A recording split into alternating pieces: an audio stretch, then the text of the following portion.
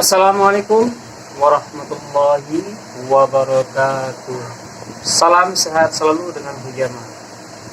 Halo guys, apa kabarmu hari ini? Alhamdulillah, mudah-mudahan kalian sehat selalu dan selalu dalam kondisi yang betul-betul terjaga kesehatannya, ya. Kenapa kita harus menjaga kesehatan kita? Tujuannya adalah agar kita tidak mudah terkena suatu penyakit yang besar maupun penyakit yang ringan. Oke guys, pada kesempatan malam hari ini Abu Sani Tutor akan memberikan sebuah informasi tentang pentingnya menjaga lambung kita agar tidak terjadi suatu penyakit yang dapat membahayakan kelangsungan hidup kita. Oke guys, pada kesempatan malam hari ini, sesuai dengan apa yang Abu Samir temui di lapangan, karena pada hari ini termasuk hari tanggal yang disunahkan untuk berbekam, ya, tanggal 21 Zulhijjah Hijriyah tentunya, bukan di bulan Masehi. Nah, di kesempatan kali ini Abu Sami Tutor akan menginformasikan bahwasanya ada di antara pasien Abu Sami Tutor hari ini yang mengalami suatu penyakit, yaitu penyakit migrain sebelah, ya, migrain sebelah kiri, ya, mulai dari mata sampai ke bagian belakang sebelah, ya, sebelah kepalanya mengalami suatu sakit yang memang tidak diketahui pada mulanya. Penyakit itu tidak diketahui oleh kedokteran. Sudah berapa kali di MRT atau di scanning, ya, kemudian di ronsen, sudah beberapa dokter yang memeriksa, profesor, dokter, dan tidak menemukan penyakit yang diderita oleh si Fulan ini. Fulan ini mengalami suatu penyakit migrain itu sejak usia muda. Jadi beliau ini memang orang yang memang bekerja di sebuah perkebunan, ya, sebagai kepala perkebunan, ya, dan juga pernah bekerja di kehutanan. Nah, di umur beliau yang saat ini yang mengalami suatu penurunan daya tahan tubuh, dan ketika beliau mulai fokus untuk perobatan, ya, sudah berapa kali melakukan pemeriksaan di kedokteran. Ada 3 dokter yang memeriksa beliau, tetapi nihil, penyakit itu sama sekali tidak ada.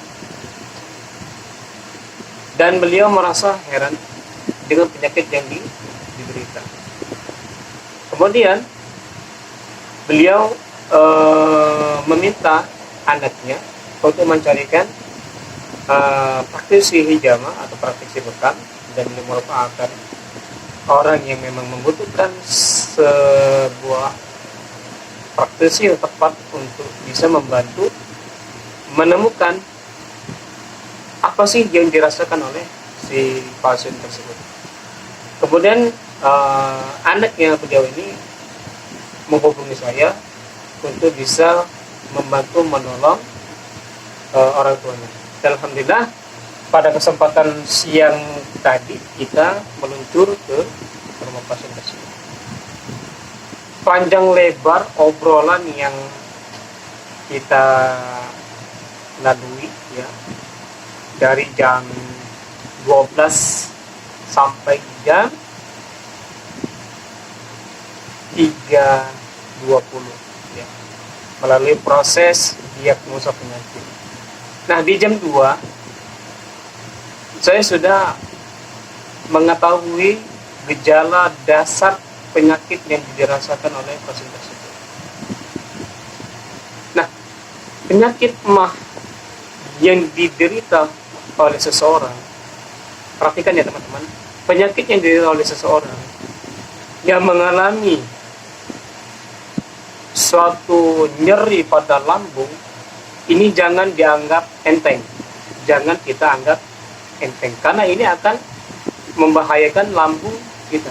Dan juga perhatikan makan makanan yang tidak mengandung korosi pada lambung, seperti makan cabai yang berlebihan, masak yang menggunakan santan terlalu banyak, dan minuman-minuman yang bisa membuat kerusakan pada lambung. Alhasil, fulan dan fulan ini merasa sakit yang luar biasa di area kepala yang saya sebutkan tadi, ya, migrennya tidak ketulungan, ya, sampai perut di bagian ulu hati merasa sakit. Boleh saya diagnosa, dikhawatirkan adanya asam lambung yang memang over, ya, bukan lagi akut tapi over. Alhamdulillah, setelah kita melakukan pemeriksaan melalui diagnosa medis, beliau juga merasa bahwasanya lambungnya suka begah, kembung, dan sulit untuk reda.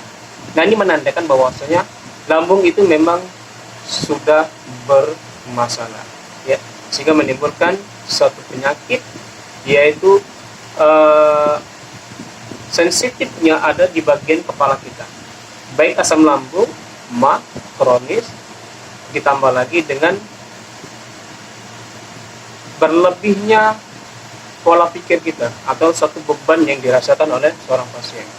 Nah, buat teman-teman yang Abu Samil cintai, mari kita jaga pola makan kita agar lambung kita tetap dalam kondisi yang nyaman, walaupun usia sudah mencapai di angka 50-60, ya. Bagaimana caranya agar lambung kita yang sudah terlanjur bermasalah? Yang paling utama, satu, lakukan hijamah, pembekaman secara rutin. Kalau dia memang ada penyakit tersebut, lakukan rawatan 1 bulan 2 kali, ya, sampai lambung merasa nyaman. Yang kedua, yaitu mengkonsumsi obat-obatan herbal yang dimiliki oleh HNI. Herbal apa saja? Nanti saya akan berikan, ya, di segmen selanjutnya.